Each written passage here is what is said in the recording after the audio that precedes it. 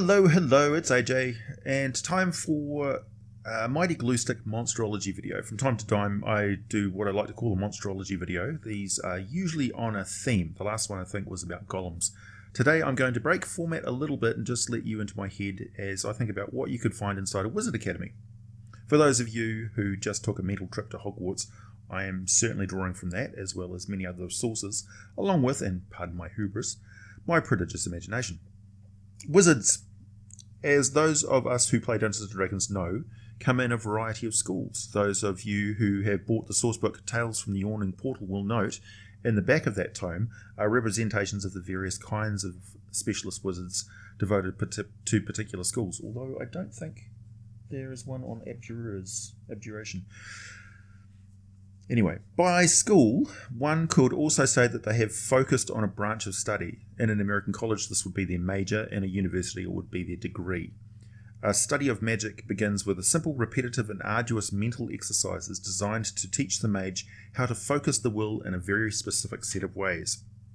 I won't pretend to know how this works, but in various works of fiction, there are excellent descriptions. Raymond E. Feist's Magician is an excellent example of that. I recommend anybody to read that book, it's fantastic.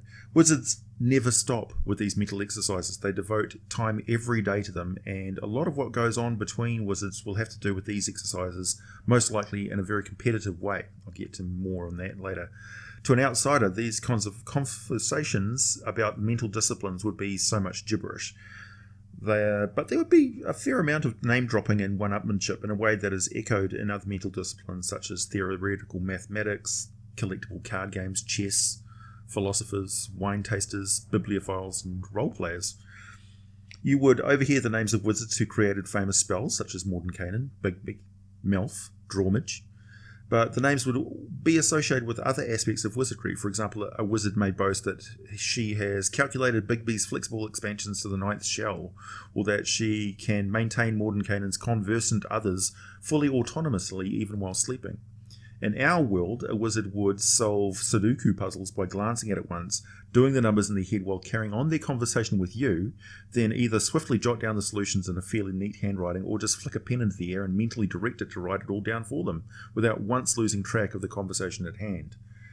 Much like a martial artist practices set and repetitive physical exercises to both strengthen the body and hone the reflexes, turning these motions into a conditioned, autonomic, unconscious response, so does the wizard perform tasks with the mind, along with the added challenge of constantly working to expand the natural senses, the latent senses of the supernatural, and the ineffable ability to harness and direct forces that we could not hope to understand.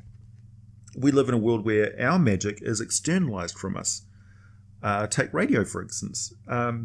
Waves of electromagnetic energy are moving through us constantly.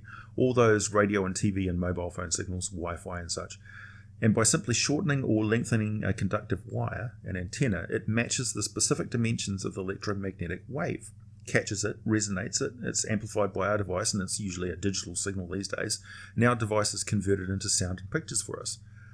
This, my friends, is magic. I mean, try explaining that to Sir Isaac Newton. He would have a basic grasp of what we're talking about, just enough to recognize how mind-bogglingly advanced what we're saying is, but it would freak him out. And in a similar way, I imagine some aspects of what wizards do may be dumbed down and explained in a way where we might understand some of the basic concepts, but what they do with them and what they are capable of would freak us out just as badly, probably more so. We are just now coming to terms with the very real possibility that we live in a multiverse, for instance, and the wizards in the D&D universe would be like, well, of course, don't be ridiculous. Of course we do. And look at us with something approaching pity or perhaps horror when we explain that in our world we don't have dragons and teleportations, elves and whatnot. Interesting side note. And fun fact, the original theory behind magical swords and the +1, +2 thing, what was the reasoning behind that? The original theory was that the sword would be forged from material from multiple planes of existence. A sword was +1, because it would have steel of the prime material plus steel from, say, Hades. Perhaps a creature that could deflect the material world's weapons might be thwarted as material from another dimension passes through their protection and cleaves into their flesh. So you can imagine the difficulty represented by a +4 sword, the amount of effort to obtain materials from four specific planes of existence, and the techniques and materials required to work them all simultaneously into one finely crafted weapon. That would be like hammering together an intercontinental ballistic missile, nuclear missile, in my garage. But yeah, that was the idea behind weapons originally, and the reasons magic weapons are normally pretty specific in what the creatures could damage, and generic bonuses were much harder to come by. So weapons that would harm Fae, for instance, were more common than just a +1 magical sword per se. Still, certainly makes for some interesting story fodder. When a smith has to find a way to get metals from other planes of existence in order to make a magical weapon or armor, with the risks involved, the chances of something else finding a way into the world, or the quest for buried sources of materials hidden away in places long forgotten, that's just great story fodder right there. Wizard schools, of course, are absolutely filthy with otherworldly, exotic, even often dangerous components and materials. Strange and dangerous is pretty much the main focus of what they do, after all.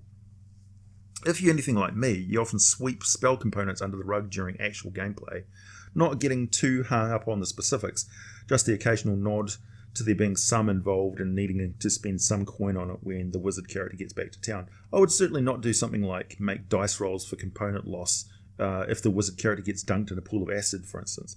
Though I might point out that adding difficulties if the character's been captured stripped naked and thrown into a pit with an ooze of some kind. Rule of thumb, if they are a fighter and having wardrobe malfunctions, so should the spell slinger. But otherwise, just assume the wizard's better at managing spell components than you or I. So, depending on the number of factors, all boiling down to how many magic users there are in any given location, there is going to be some amount of traffic of exotic materials and the more mundane spell components. Have you ever really taken a good look at what the spell components are?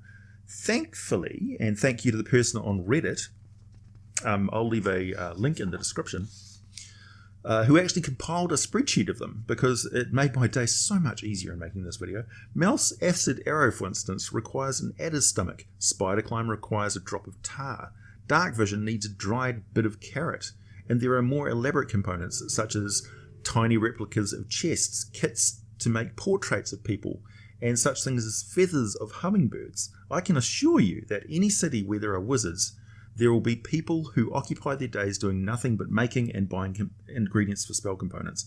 And some of them are so odd, such as eyelashes inside a rabbit gum or bloodhound fur.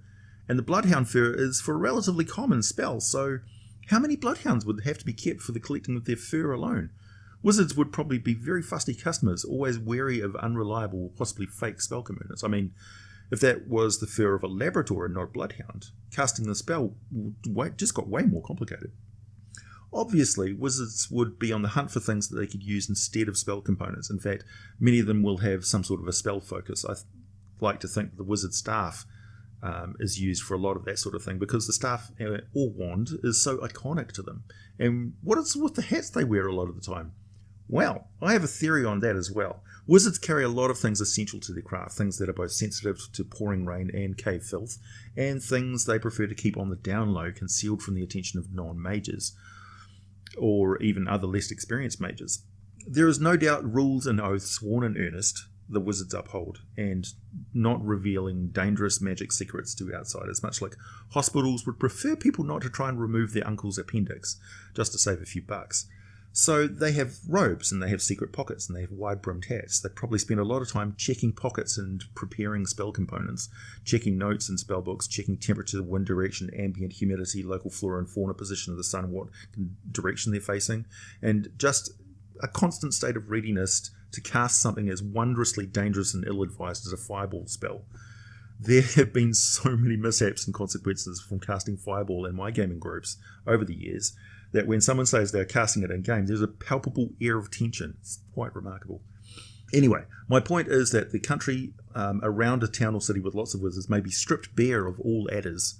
They may be reserved bags of hen's hearts set aside in the butcher's market. There will be people who collect iron scrap, honeycomb, mercury, and 100 other things, always on the prowl, keeping what they're doing a little bit secret, because if the locals peg to what is going on, they may start to charge a few more coins for those pickled octopus tentacles on the bar. The role of the furtive NPC acolyte who's tasked with acquiring spell components is just fantastic. I mean, particularly as they look for things such as glowworms, bat guano, sulfur, and uncut gems that leads them directly into caves and tombs and dungeons, stirring up all sorts of troubles going missing. They may be prominent sons of families or daughters of trade houses and merchants. So yeah, we already have lots of interesting leads and story hooks, and we haven't even got inside the Wizard Academy yet. Books, small, highly specialized industry is required for that as well. And if you have read any of the articles by Ed Greed on Magical Tomes of Note, you will discover that they come in all sorts of shapes and sizes and configurations, from leather scrolls, parchment bound in hardcover, to carefully prepared and folded tree bark. Wizards spend an enormous amount of time and effort in and around books, and they establish wizard enclaves and their own towers, mainly, I imagine, so they can safely store and protect these sources of knowledge. And they always are on the lookout for information as to where they can find more. Books in D&D are almost always handmade, and the books may be known just as much by the author as the title and contents. Wizards' spell books are not just lists of spells, they contain notes and thoughts, theories and observation of the wizard who carts it around. It's a book of incantations, which are no doubt written in such a way that someone else trained in magic would know how to read them correctly. Perhaps text parts are written backwards and put out of order, split up in different pages, and more commonly known but critically important steps in the spells are completely omitted. A well-established practicing wizard who manages to get themselves killed in some remote, dangerous location has left behind a treasure. Aside from the collection of gems and whatever loot they have in their pockets, they have left their spell book, and other wizards will want it. And if I'm role-playing a wizard, a magic user, and the party comes across a spell book, any sort of spell book, my character secures that book, no question, and is something with it may not have a great monetary or development value unless the DM decides it's got some extra spells my character can learn. It's just a role-playing aspect, what my magic user would feel about that object. If my magic user character were to fall and the party took a hand off them or something and brought them back to life later on, but left the spellbook behind, well, that would be quite a disappointment for that mage. They may even go back for it, looking for it at some point to retrieve it. Now, on to the academy itself. So we know we are going to have rooms full of components, storage and preparation areas, places where business is done. So a service entrance, acolytes' quarters, crappy little rooms for them, getting better as if they pay or as they advance in their studies. And most of the acolytes would share rooms to begin with. This is assuming this is a sizable, well-established wizarding school. But it's fairly constant and consistent in the lore of Wizard that they take on young apprentices and train them. Even the Gods of Magic do this, just as in the Belgariad, for example, or even Star Wars. Belgariad, for instance, David Eddings, very good series of books. Personally, I think any wizard of sufficient level would start to acquire apprentices and some sort of faculty duties, that is, I imagine, where they would spend the majority of their time in between damned full adventures, their downtime.